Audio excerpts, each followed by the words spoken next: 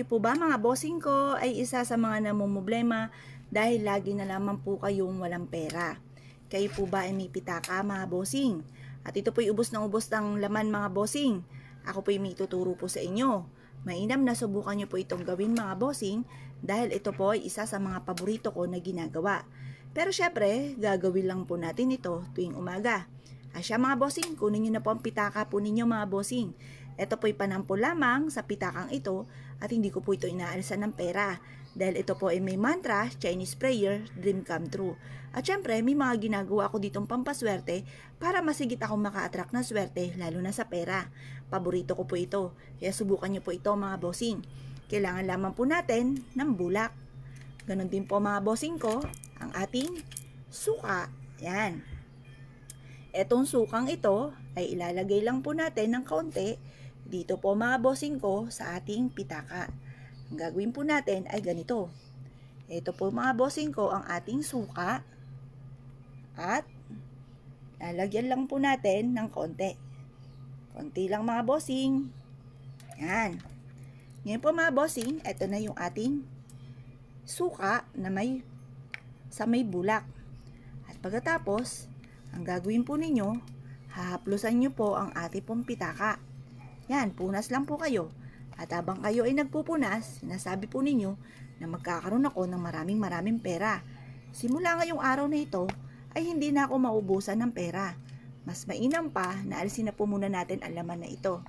Yan, para makita nyo po ng maayos. Puro 20 pesos lang ito, pero ito po ay bago. Hindi ko po ito ginagastos.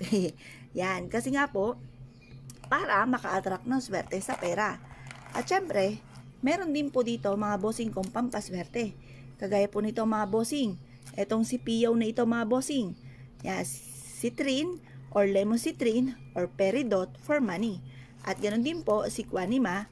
Yan po ay anti-stress. At syempre, meron din po tayo ditong shell at never ending luck. Yan yung laman ng aking pitaka. Pero ito, pitaka ko mga bossing kasi marami akong pitaka mga bossing na ginagamit ko paiba-iba. Depende sa aking mood. Depende sa gusto ko po mga bossing. Ngayon po mga bossing, ito po ay ati pong lilinisin. At habang tayo ay nagwi-wish na magkakaroon ako ng maraming pera, bukod sa sipag at tiyaga at pananalig sa mahal na Panginoon, kailanman na hindi na ako maubusan ng pera. Ganyan po ang gagawin po ninyo mga bossing, proven po ito. Tapos, nakatingin ka sa liwanag ng sinag ng araw sa umaga. Gawin nyo po ito ng 6:30 or kaya po ay alas 7. Mapapasin ninyo na kayo po ay, halimbawa, sweldo na kayo.